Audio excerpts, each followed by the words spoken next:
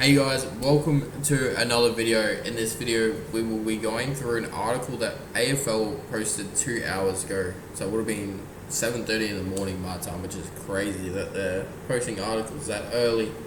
And it's about Damien Barret and Michael Whiting, mainly Damien Barret, yet again talking down on the Gold Coast Suns. It's the annual time of year where Kane Corns and Damien Barret do the match or do the season previews of teams, and every year it's all the same things, just them talking down on us. But let's see if they've got a point. I haven't read this yet, so it's just seeing it for my first time and seeing if they kind of have a point. So in Damo's first point, he said that he's far from convinced that Damien Hardwick instantly takes Gold Coast to finals. Now, I can agree to an extent. I don't think we'll make finals this season. I think it's going to be a trial year, see what the game plan looks like, see how we can adapt it to Damien Hardwick's game style. But I do think we'll be challenging for majority of the year to get to finals. And if we break in, it's just a bonus. But I don't expect the boys to break in this season, but definitely next season I do. Suns have never been higher than 10th. Is there really 80% of a flag list here? I think that I will agree with Damien Hardwick. I do think that majority of the team to win that flag is there. Like, I think Rao, Noah Anderson, Jed Walter, all the young kids. I think even Malcolm Roses could break into a premiership side here. I do think that 80% of this list, because it is quite a young list but a mature bodied list, will be there for the flag. Obviously there's like the likes of Levi Casbolt, who probably won't be in the side. I think he's only got a couple of years left, and if we win the flag on the third year, I don't think he'll be part of that. Rory Atkins, unless he has a breakout season or starts finding his form again, I don't think Rat will be in that side. I think it will be a young list that takes us there if we are going to get there in the next 3 years. Which players are due for a breakout season? I'm not sure. It's just what he goes through. I'm not sure what he says about which players are due for a breakout season. But I'm assuming it's going to be some of these big players like Matt Rowell and stuff.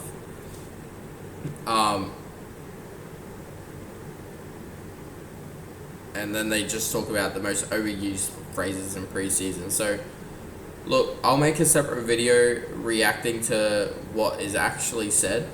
Or we could listen now, but yeah, look, I don't know if it's going to be a hard year for all of us to listen in the media, as it always is. But we're just going to have to deal with it. We're going to have to prove ourselves that we can make finals. But I will be right back, and I'll go listen to some of this video and come back when I think there's something worth talking about. Alright, so I'm currently 3 minutes into what they said, and the first thing that comes to mind is Michael Whiting asked Damien Barret, after listening to Bob East, which is our chairman, talk about putting out a bold statement of winning a flag, obviously within the next 3 years. And Michael Whiting asked Damien Barret, can we believe them, or is it just words? Which Damien Barret then goes and says that it's just words with that club. So there we go. He's not even believing in us from the start, which I think is the biggest issue right now with the media, which I can understand why we haven't been successful. We haven't shown ourselves. But you've got to look like Damien Hardwick's coming in. He's coming in on a load of money. But he's good at what he does. He's good at building lists. He's good at developing players. And it's what our players need. If you've seen all the players come out in interviews after training sessions and stuff like that, they are all saying how mesmerized they are by his training style and his development as a coach. Like, I think they're all buying in early on. They're going to be extremely fit and ready, and come Richmond round 1, I think we're going to be seeing a new look Suns. Yet again, I don't think we're going to make finals. I think we're going to be close. I think we'll beat our 12th as our best position. I think we'll push into top 10 or 9, I reckon we'll finish at this season. If we make finals, it'll be a real bonus for all of us Suns fans. I don't think any of us who are true Suns fans thinks that it's realistic enough after just one preseason under a dimmer to make finals. But hey, if we do, I'll be going to as many finals games as I possibly can. But I'll be back once I've got a little bit more to talk about. Okay, now they've gone into our midfield quite in depth. They've said that our midfield isn't quite elite, and Michael Whiting tried defending us as well, but Damien Barrett is quite content that our midfield is not elite or great. It's an inexperienced midfield, which I can agree with to a certain extent. It's a very young midfield, but if you look at the players in it, like Tuke Miller, how many times it's been close to winning Brownlow in the past couple of seasons. You've got Noah Anderson, who was elite last year, like he was our best player last year. Matt Rowell, who he's still trying to find his first year form after a few shoulder injuries. It's going to be a challenge for this midfield, but I think if you look into the overall competition,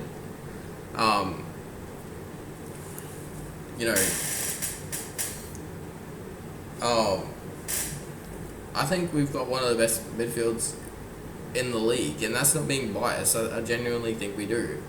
Majority of these people that are in our midfield have been in our midfield since they've started at the club. Like Tuke Miller's always been in the midfield. Noah Anderson hasn't, but he migrated into midfield, and it's been his best positions by far. He started on the wing, then became more of an inside role. Matt Rowell has always been a guts player. He's hard at the ball. It's what we need.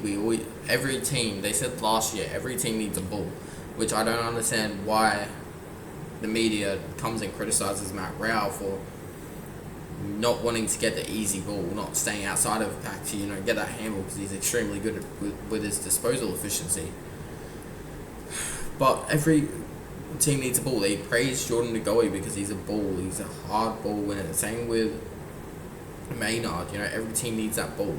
So now that they're coming at him like that, they need to find a median where do teams need a ball? Do teams not need a ball? Like, what makes that point of difference where a team needs it or doesn't need it? But I can't agree with them saying that our midfield's not at least great. If it's not great, it's elite. If it's not elite, it's definitely great, and it's very close to being elite. So that's my thoughts on that. Let's see what else they've got to say. Okay, this is going to be my last point, because obviously the players that they need to watch out for is just generalised over the league. So there might be one Gold Coast Suns player in there, but I'm not listening to the whole thing just to find the one Gold Coast Suns player, if there even is one. But the last point that they made was about obviously 80% of the premiership team already being there. Damien Barrett was obviously skeptical, as he always is. But Michael Whiting, coming in as he always does, yet again defends us. He reckons that 80% is a bit too high, but he reckons that a big chunk of them are there.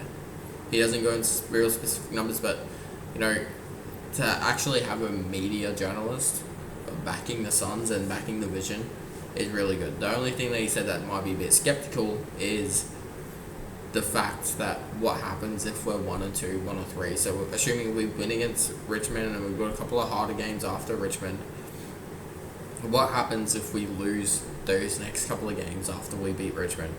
Will Dimmer start not believing? Will he fall back into a shell, or will the players start becoming demotivated? That's the issue where Michael Whiting thinks that we could fall apart, is just having demotivation if we don't win if we don't get on a good roll at the start of the season, as we're not really good at. We're pretty good at going hard at the back end of the season, like post-bye, but never really good at starting the seasons off well.